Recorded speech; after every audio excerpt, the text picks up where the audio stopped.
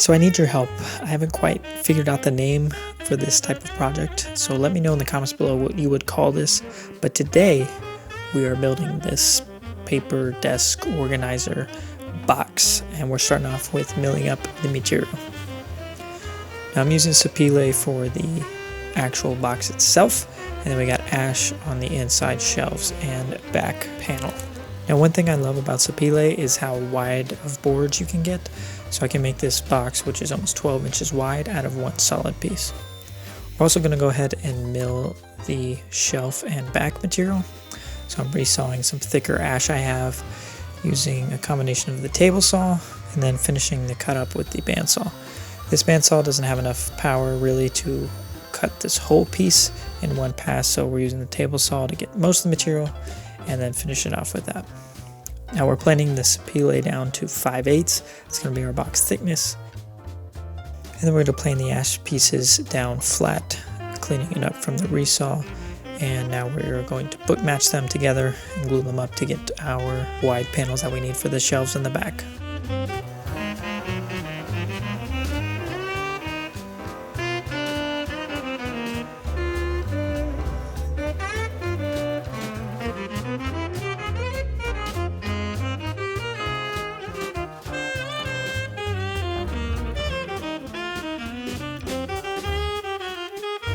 And with the glue set up on those, we're going to run them through the planer to get them down to their final thickness of 3/8.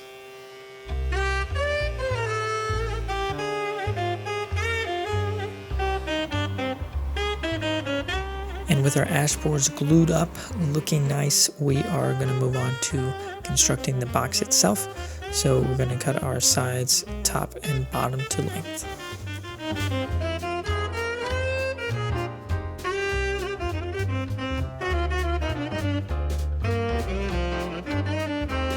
As you might have seen in the intro, the joinery for this box, we are going to use a box joint or a finger joint. So here's a custom jig that I made to cut these. I use this in conjunction with my trim router here and a 1/2 inch router bit with a bearing closest to the router itself. Now one thing I love about this router is it has a brake on the motor. So as soon as I hit that off switch, it stops immediately. And this allows me to quickly take the router in and out of the jig and cut all these fingers as you see here. So a quick test fit to see how everything's working, and I gotta say at this point in the project I was definitely getting very excited to see this come together.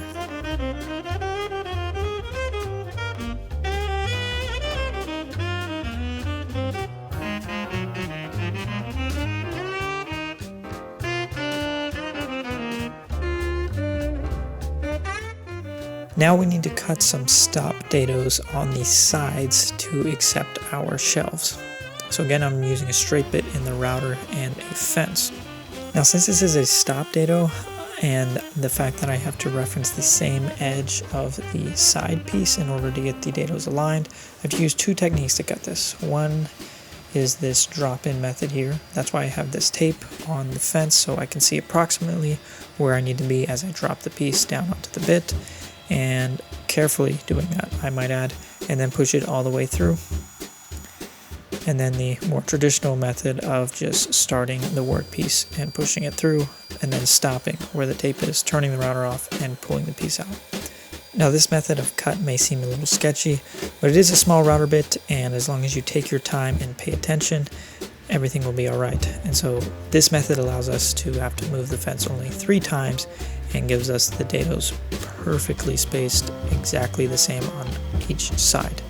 Now before we assemble the box, I'm going to go ahead and final sand the inside faces of each piece and put the finish on them. Now I'm doing this because later it's going to be pretty hard to get into the cracks with the finish that I'm using, Odie's oil, and I taped off the fingers first so that I wouldn't get the finish on the glue area, and then I come back and after the finish is dried, we taped off the inside edge, that way the glue squeeze out wouldn't get on our freshly finished inside faces. Now clamping this up was a little tricky. As you can see, I was trying to use those blocks there, and I was going to just use kind of clamps diagonally on the corners, but that didn't really work, so I ended up using these ratchet clamps, and those worked a lot better. So peel back all the tape, check the box for square, and it's good to go. Now we're using this router plane to flush up the fingers because I left them about a 32nd of an inch proud, and you can see here it references the face of the side piece, and just using a straight bit set a hair above the surface of the wood, it cuts those fingers nicely, and then we sand it down. So now we need to move on to the inside shelves. So first thing we're going to do is just cut them to length, make sure they all fit nicely. And then because this is a stop dado, we have to cut a notch out of the front of each of the shelves.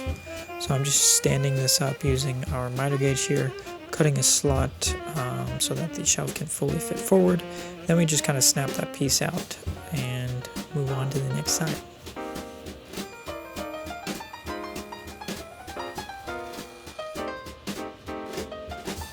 And as you can see here, these shelves fit forward to where they are supposed to be, which is about a ½ inch back from the front. Now I wanted to add a cutout so that you can easily grab the papers that are sitting on the shelves.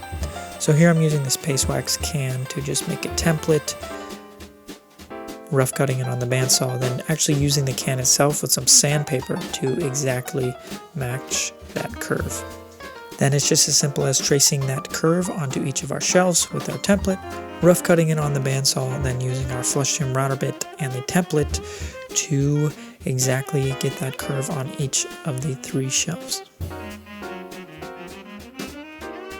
Now we need to add a rabbet along the back side of the box to accept the back panel. Now I should have done this before I assembled the box, but I didn't. So you saw me there adding in some blocks to support the router bearing as we went over the dadoed section of the box. That way our rabbet wouldn't go in and out and kind of be all wavy where the dados were. So after we did that, we just squared up the edges with a chisel and then took those blocks back out.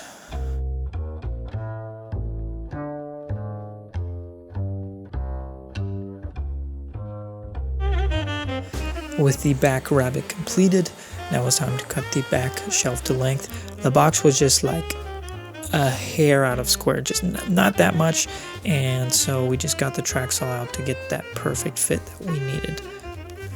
Now with this project looking more like its final product, a couple more details we needed to add on the shelves. Just a small round over on both sides gives it a nice soft appearance, and we are going to final sand and finish those before we install the shelves into the box. Now the shelves are not glued into the box. The only thing that holds them in are these brass pins, which are epoxied in. And then I just drew the layout on each of the sides and drilled them out.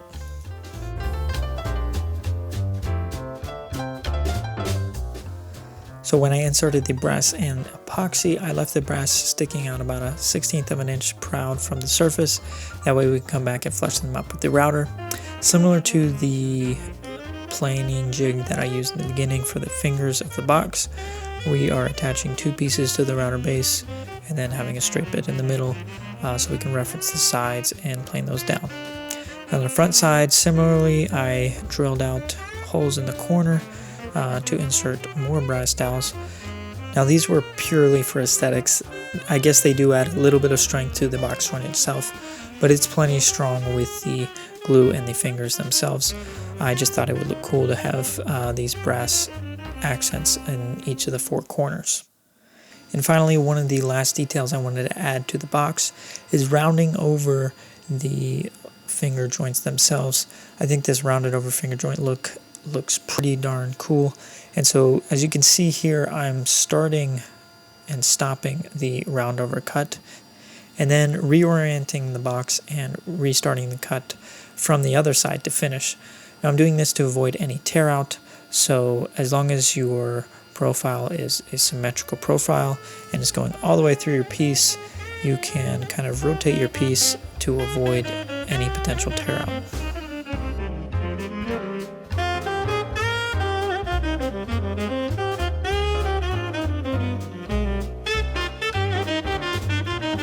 And with the final sanding, it's time to apply the finish to the rest of the box. Now I haven't put the back on yet because I want to finish the front and back of it. And at this point, I wasn't really sure of how I wanted to attach the back of the box.